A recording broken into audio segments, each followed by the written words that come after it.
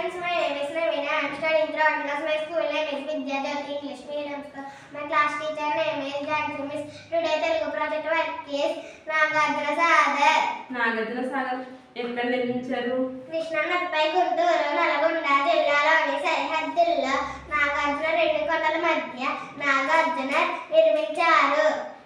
ఈ ఆనకట్ట నిర్మాణం రూపొందించిన ఇంజనీర్ ఎవరు? ఈ ఆనకట్టను రూపొందించిన ఇంజనీర్ డాక్టర్ కెఎల్ రావు గారు.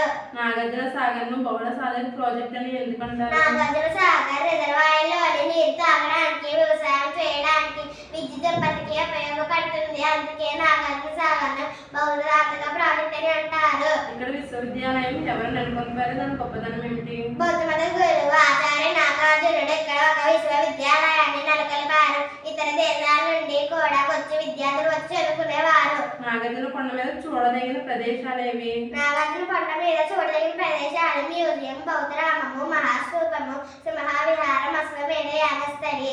Thank you sir.